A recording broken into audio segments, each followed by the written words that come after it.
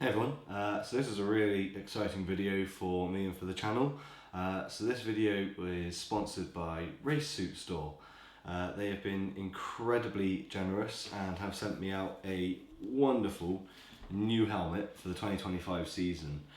So this is the Sparco X-Pro 2024 edition. Really nice helmet and a nice little upgrade from the previous few years where I've been using the old club helmet. It was a Sparco one again. I believe it was just called the Club X helmet. So this is sort of a nice upgrade. I've been sort of desperately needing a new helmet for a while now. The Club was getting pretty old, so this is sort of the next step. So yeah, let's get into the review.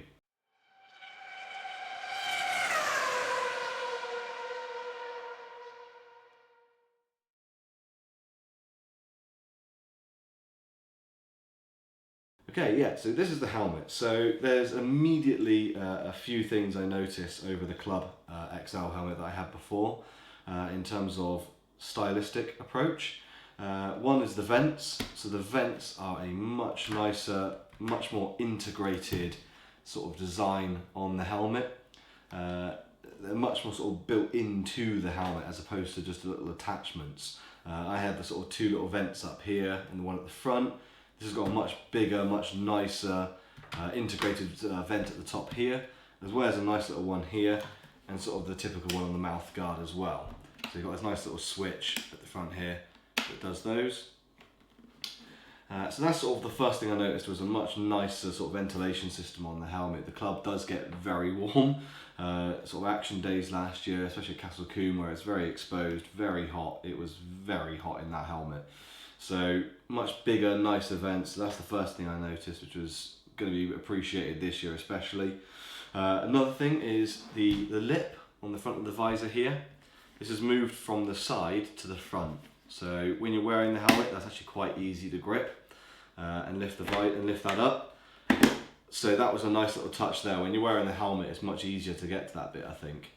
So it's nice having that sort of little front latch there.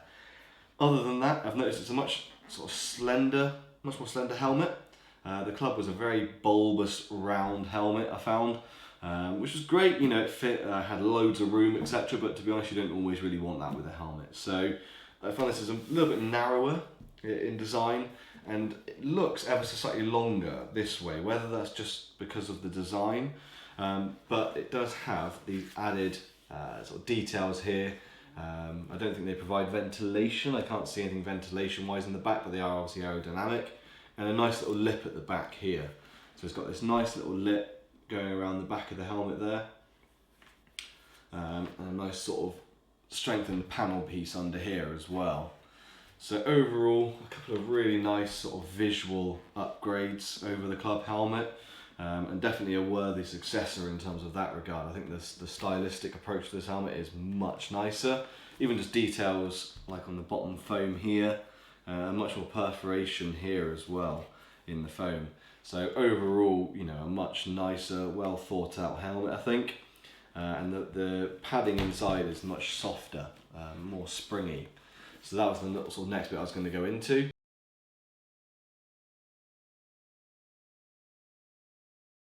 So when looking inside, it's quite nice padding on this one.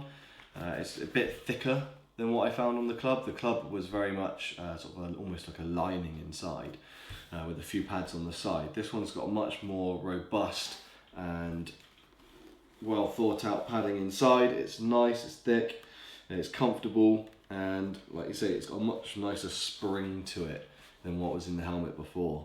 So a couple of really nice touches there, and like I say, much more perforation. I don't know if the camera will pick up on it, but all around here, there's a much nicer perforation in terms of the padding there as well. So I'm hoping this will be a lot more ventilated than before. And as a lot of the events that I do are going to be over summer, I'm hoping that's going to pay off. I won't be so warm inside the cabin because everything gets turned off. So you know, all the blower and everything get turned off, so any sort of ventilation through the helmet that's sort of added is greatly appreciated.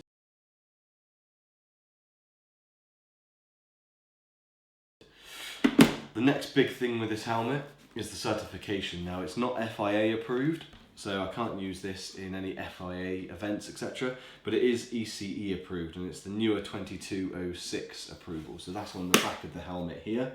I'll see if I can get that to focus, hopefully.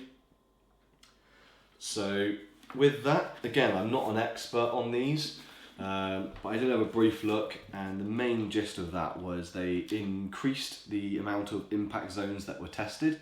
So I believe it went from 6 to 18 impact zones. So it's quite an improvement there. So I think it was more around sort of the temples, the top, back of the helmet, etc. And you can feel that in the helmet. It feels much more sturdy. The club was very lightweight, which was great, but it also felt very hollow. All of this sounds much more rigid. Now I know it's not FIA approved, so it's not going to hit those standards, but it just feels like a much more firm helmet. The club was, like I say, very lightweight, but to the feel and to hold it, it was a very hollow, empty casing is what it felt like. So this is a much more sort of sturdy feel to it. I think one of the main things was the chin strap sort of area was improved as well. And then the other side of it was they didn't just increase the amount of impact zones, it was how many impacts it could take. So the older iteration would test it once, hitting the sort of whatever their test module would be. The newer rating gave it 2 impact points, so it would impact and then ricochet and hit something else. So it was meant to sort of symbolise, I guess, say falling off a motorbike, hitting the road and then hitting something else. So it gave it that multiple points of impact, which was good. So that's all stuff that I'm gonna have to take very seriously as I start to step up with the Fiesta and compete more in sort of events and track days, etc., etc. That likelihood is going to go up. Unfortunately, it's just part and parcel with it. And it's nice to know that these new approval ratings give multiple points of impact over multiple times as well. Not that you would do a big crash and not replace it. I would still say replace the helmet after a big incident, but it's nice to know that it's there, not just going to do one impact and not another. I believe the third point of the new testing was the visor. So the visor on this is quite a bit thicker than what was on the club. I've noticed it's quite a bit thicker and it looks almost dual layer at the top here. Again, that was another point of impact on these ones where it was, I believe, faster as well. So I believe wherever they fire at this as a sort of a marker, it was fired quicker and more of them. So there's multiple different points around the helmet that are hopefully going to be, well, never used, but really appreciated if they are.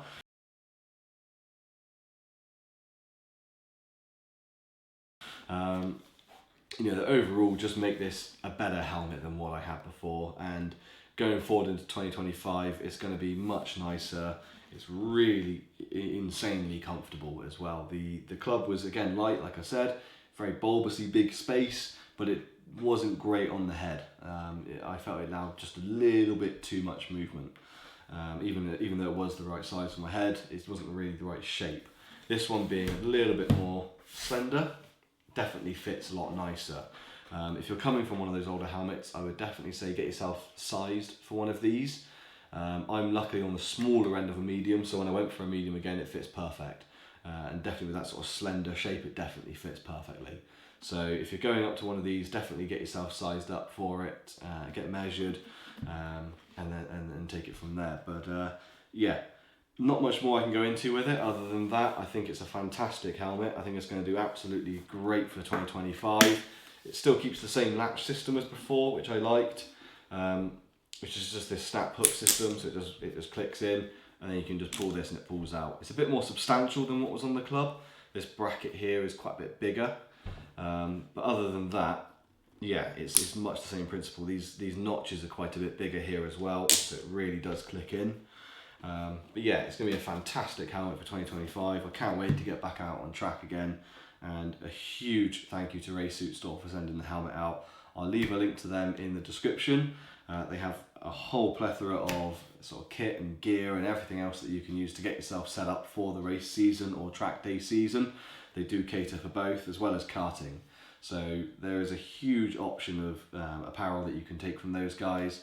And like I say, it's all going to be great. Anything from sort of karting, track days, all the way up to fully FIA approved to the latest standards. So yeah, huge appreciation to those guys for setting me up with this helmet. It's going to be great. I'm really looking forward to 2025.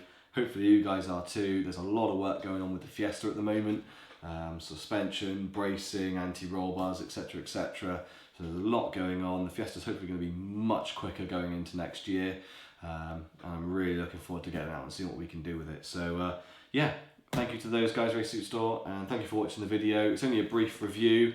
Like you say, it's a really nice helmet, 100% worth it. If you're into track days, karting, motorbikes, etc, etc. An absolutely fantastic helmet, I think. Really comfortable, really good design and good ventilation. So yeah, let's get on with it and get on track, and I'll see you on the next video.